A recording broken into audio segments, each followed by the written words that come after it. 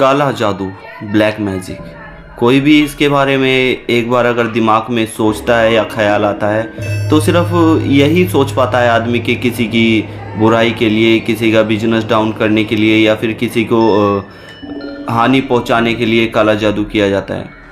क्या आपने कभी ये सुना है कि ये जो अमीर आदमी होते हैं ये अपना बिजनेस बढ़ाने के लिए भी काले जादू का इस्तेमाल करते हैं? ऐसी ही एक स्टोरी आई है एक गरीब आदमी से अमीर आदमी बनने तक की। कभी जिसके पास एक आना ना हुआ करता था पैसों का, इस समय पे वो मिलियंस डॉलरों में खेल रहा है। ये कैसे हुआ और कहाँ से उसे काला जादू का मंत्र आया? क्या करण पिशाचनी की साधना की उसने, या उसको काले जादू ने इतना अमीर बनाया? और इसके प्रभाव क्या होते हैं, बेनिफिट क्या होते हैं और इसके नुकसान क्या होते हैं, ये आज हम इस वीडियो में बताएंगे। और उस आदमी की छोटी सी स्टोरी है, एक छोटी सी दास्तान है, वो भी आपको सुनाएंगे। उससे पहले, आगे बढ़ने से पहले वीडियो में आपने अगर इस चैनल को सब्सक्राइब नहीं किया है तो दोस्तों पहले चैनल को सब्सक्राइब कर लीजिए ताकि हमारी कोई भी अपडेट वीडियो आपसे मिस ना हो पाए। चलिए फिर बढ़ते हैं कहानी की ओर और जानते हैं कैसे बना एक आदमी काले जादू से अमीर। नमस्कार दोस्तों, जय भोलेनाथ। मेरा नाम शंकर है। मैं कहानियाँ सुनाता हूँ, ऐसे किस्से और कहानियाँ आप सभी के लिए लेकर आता हूँ जो सच्ची घटना पर आधारित होते हैं और जो आप सभी लोगों में से कुछ लोग मुझे अपनी स्टोरीज भेजते हैं। आपको ये स्टोरीज अच्छी लगती हैं तो हमें आप अपनी स्टोरीज भी भेज सकते हैं, हम अपनी आवाज़ में उसे ज़रूर नरेट करेंगे।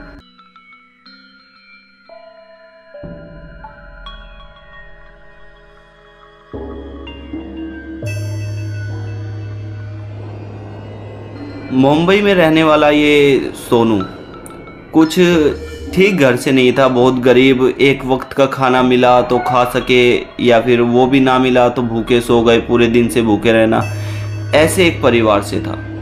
बचपन से ही लोगों को देखना, दोस्ती यारी बड़े लोगों से बनाना, ग्रुप में अपना दबदबा जमाना, इसको ये सब शौक था कि हाँ मैं भी इनकी तरह रिएक्ट करूँ, मैं भी अमीर हूँ। अपने घर वालों से या फिर कहीं से भी कुछ भी करके अच्छे कपड़े पहनना, अच्छे जूते चप्पल, अपने आप को ऐसा दिखाना कि हाँ मैं तुम में से एक हूँ। ये बचपन से ही उसका लगा रहा है, स्कूल टाइम से ही।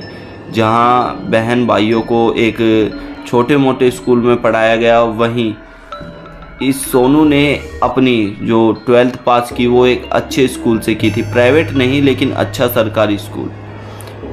इसी तरह से लाइफ चलती रही। ये धीरे धीरे न जाने किस बाबा से, किस तांत्रिक से, किस शक्ति से मिलने लगा, जिसकी वजह से इसे थोड़ी तंत्र विद्याओं की नॉलेज, थोड़ी सी ज्ञान, थोड़ा सा भूत प्रेतों का साथ मिलने लगा।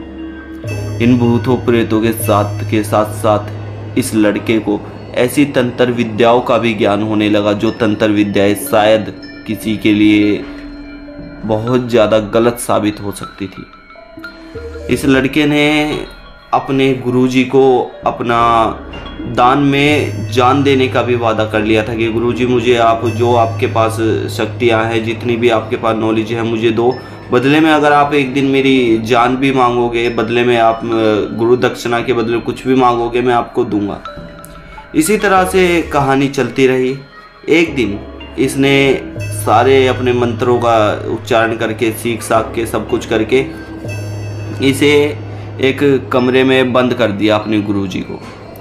कमरे में बंद करने के बाद तंत्र विद्याओं से अपने गुरुजी को मूर्ति बना दिया। हाँ, ये कहानी इसी तरह से मेरे पास आई है कि अपने गुरुजी को उसने मूर्ति बना दिया, क्योंकि जब लोगों ने उस कमरे का दरवाज़ा खोला जहाँ उसके गुरुजी रहा करते थे, गुरुजी वहाँ नहीं थे।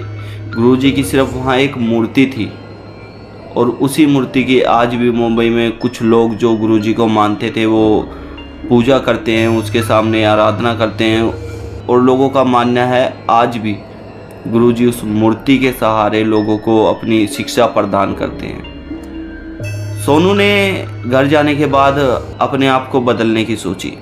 सोनू कई दिनों तक एक कमरे में बंद रहा। छोटा सा घर था, एक पीछे बाथरूम सा बना रखा था, उसे ही सोनू ने अपना कमरा बना लिया, बंद रहा। बाहर से जो भी उसे लाना था, जो भी उसके क्रिया का सामान था, सब ले आया बंद रहा, क्रिया करते रहा। एक दिन वहाँ से बाहर निकल के सीधा मार्केट की ओर गया। वहाँ से अपने घर के लिए सब्जियाँ, फल फ्रूट, रसोई के लिए अच्छी गैस, ये सब चीज़ लेकर आया। अगले ही दिन अपने घर वालों को उठाकर कहीं अच्छी जगह शिफ्ट कर दिया। ये जो कहानी मुझे जिसने भेजी है, मैं उसका नाम मेंशन नहीं करूँगा, क्योंकि उसका मानना है कि आज भी सोनू उन तंत्र विद्याओं का इस्तेमाल करता है। अपने घर वालों को अच्छी जगह पे शिफ्ट कर दिया, सब कुछ बढ़िया चलते रहा, लेकिन उसने आज तक शादी नहीं की।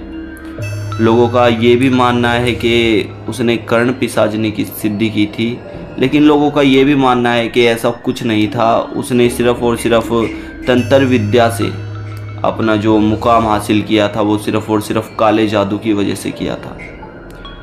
आज वो किसी का ना ही उतारा करता है, ना ही किसी को भूत प्रेत से छुटकारा दिलवाता है, ना ही किसी पे छोड़ता है, ना ही किसी से पकड़ता है। लेकिन आज भी उसका इतना दबदबा है ना कि लोग उसके बारे में बोलने से पहले 1000 बार सोचते हैं। आज के समय पे वो अमीर है, ठीक है, लेकिन कहा जाता है कि उसके जो बच्चे होते हैं ना, वो जी नहीं पाते।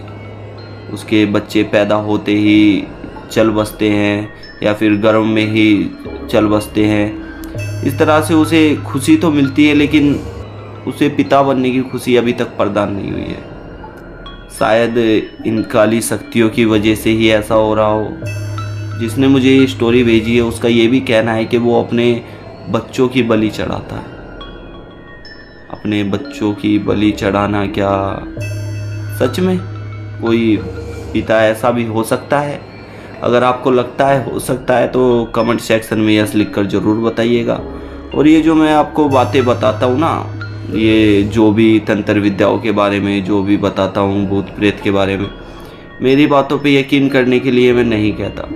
मेरी बात सुनकर कहीं दूसरे आदमी, तीसरे आदमी, तांत्रिक, बाबा, पंडित, अघोरी, किसी से भी मिल सकते हो, पूछ सकते हो कि हाँ भाई फलाने नाम का एक ऐसा लड़का है, बंदा है, वो हमें ये सब बातें बताता है, क्या ये सब करने से ये सब कुछ हो सकता है, या फिर ये सब करने से इसका उतारा हो सकता है, वो आपको बताएगा।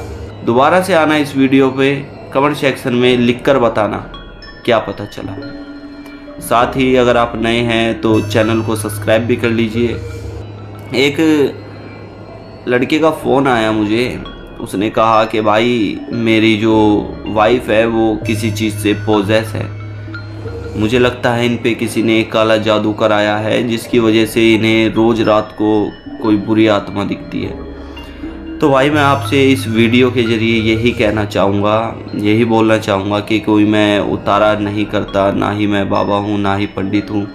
हाँ, अगर ज़्यादा ही दिक्कत है तो मैं आपको कुछ फ़ोन नंबर शेयर कर सकता हूँ, जिसकी वजह से आपकी धर्मपत्नी ठीक हो पाए। बाकी मैं यही कहूँगा, इन सब चीज़ों में घुसने से अच्छा घर पे डेली हनुमान चालीसा का पाठ करो। हनुमान चालीसा में जितनी शक्ति होती है ना, उतनी शक्ति शायद किसी और देव में नहीं है जो भूत प्रेतों को इतनी जल्दी भगा सके, इतनी जल्दी भूत प्रेतों का तोड़ बन सके। आज की वीडियो में इतना ही एक्सपीरियंस था। नमस्कार दोस्तों, जय भोलेनाथ। वीडियो अच्छी लगी हो तो चैनल को सब्सक्राइब करना। साथ ही कमेंट सेक्शन में बता सकते हैं कि हमारी वीडियोस में आपको क्या कमी दिखती है और क्या वीडियो अगली आप क्या चाहते हैं। साथ ही यही वीडियो ख़त्म करते हैं। नमस्कार दोस्तों, मेरा नाम शंकर है, मैं कहानियाँ सुनाता हूँ।